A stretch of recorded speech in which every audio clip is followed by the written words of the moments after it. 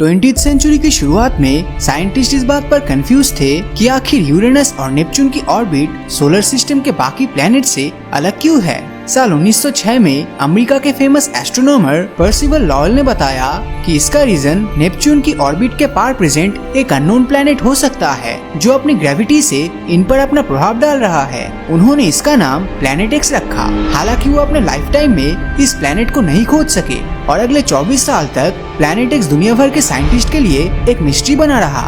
18 फरवरी साल 1930 को जब क्लाइड टोनबर्ग ने प्लूटो की खोज की तो सभी ने मान लिया कि प्लूटो ही प्लैनेट एक्स है। हालांकि जब हमने प्लूटो को गहराई से ऑब्जर्व किया तो हमने पाया कि प्लूटो का मास हमारे चांद से भी काफी कम है और इतने छोटे ऑब्जेक्ट अपनी ग्रेविटी से धरती से 17 गुना मैसिव नेपच्यून को आखिर कैसे इन्फ्लुएंस कर सकता है। यानी कि प्लूटो हमारा प्लैनेट एक्स नहीं था। सोलर सिस्टम के इस अनजान ग्रह की खोज अगले करीब 60 साल तक चली, लेकिन साल 1989 में जब वॉयेजर 2 नेपच्यून के पास से गुजरा तो इसने ये क्लियर कर दिया कि गलती यूरेनस और नेपच्यून की ऑर्बिट में नहीं बल्कि हमारे कैलकुलेशंस में थी। साइंटिस्ट ने नेपच्यून का जो मास एज्यूम किया था वो दरअसल गलत था। At this point planet x की मिस्ट्री सॉल्व हो चुकी थी, क्योंकि अब हमें इसको एज्यूम करने की जरूरत नहीं थी। पर कहानी यहीं पर खत्म नहीं हुई। 21वीं सेंचुरी की शुरुआत से ही हमने नेपच्यून के ऑर्बिट के पार के सोलर सिस्टम में कई सारे ऑब्जेक्ट्स खोजे हैं जिन्हें हम ट्रांसनेपच्यून ऑब्जेक्ट्स यानी कि टीएनओस कहते हैं। इन ऑब्जेक्ट्स की डिटेल स्टडीज में पता चला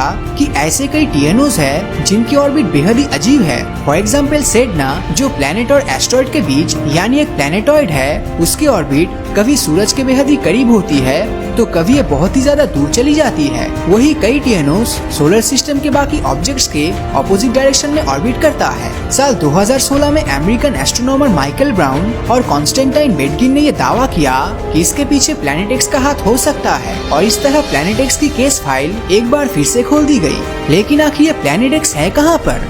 आज तक की गई स्टडीज में सामने आया है कि प्लैनेट एक्स की रेडियस नेपच्यून के बराबर होगी और इसका मास धरती से 10 गुना ज्यादा होगा। ऐसा माना जाता है कि ये प्लैनेट हमारे सूरज से यानी कि करीब 9000 किलोमीटर दूर होना चाहिए। अगर ये डिस्टेंस आपको ज्यादा लग रही है तो आपको बता दूं कि 600 एस्ट्रोनॉमिकल यूनिट एक लाइट ईयर के 1000वीं हिस्से से भी कम है। आज हम इंसानों के पास इतने एडवांस टेलीस्कोप है जो ऑब्जर्वेबल यूनिवर्स के अंत तक देख सकता है।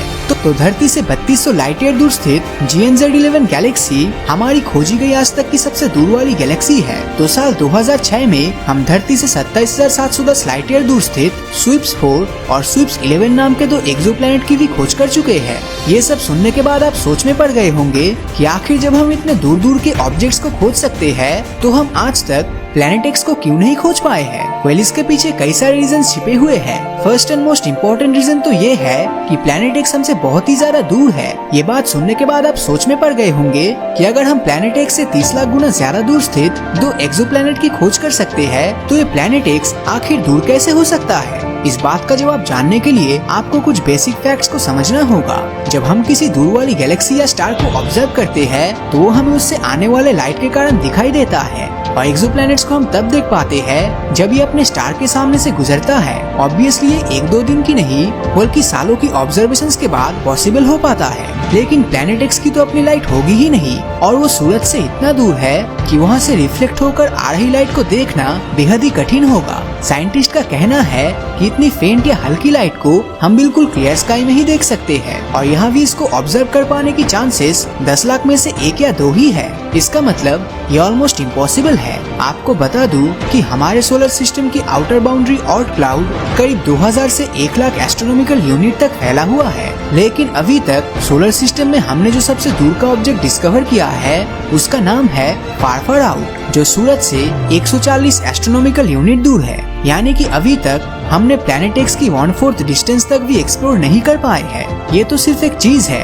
लेकिन प्लैनेट एक्स के बारे में कई सारी थ्योरीज दी जाती है। कुछ वैज्ञानिक मानते हैं कि प्लैनेट एक्स एक समय हमारे सोलर सिस्टम में हुआ करता था, लेकिन अब वो यहाँ पर मौजूद ही नहीं है। वो इसे एक रोग प्लैनेट मानते हैं। रोग प्लैनेट ऐसे प्लैनेट्स होते हैं जो अपने या किसी दूसरे स्टार की ग्रेविटी के कारण या किसी एस्ट्रोनॉमिकल इवेंट्स के कारण अपने सोलर सिस्टम से बाहर फेंक दिए जाते हैं। ऐसा कहा जाता है कि हमारे सोलर सिस्टम के शुरुआती दिनों में प्लैनेट एक्स भी सूरज को ऑर्बिट किया करता था, लेकिन ये इसकी ऑर्बिट में इतना दूर था कि हजारों साल पहले सोलर सिस्टम के पास से निकले एक स्टार ने इसे अपनी ग्रेविटी से खींचकर सोलर सिस्टम से बाहर निकाल दिया और वो एक रोग प्लैनेट बन गया। वैसे क्या आपने सोचा है कि प्लैनेट एक्स एक प्लैनेट न होकर ब्लैक होल भी हो सकता है? ये मैं नहीं बल्कि दुनिया के कई बड़े बड़े रिसर्चर्स मानते हैं, लेकिन ये थ्योरी भी इतनी स्ट्रॉन्ग नहीं है क्योंकि नेपच्यून की साइज के मिनी ब्लैक होल्स हम आज तक नहीं ढूंढ पाए हैं। आखिर में मैं आपको प्लैनेट एक्स की एग्जिस्टेंस से जुड़ी एक ऐसी थ्योरी बताने वाला हूँ जो सोलर सिस्टम में इसके अस्तित्व को ही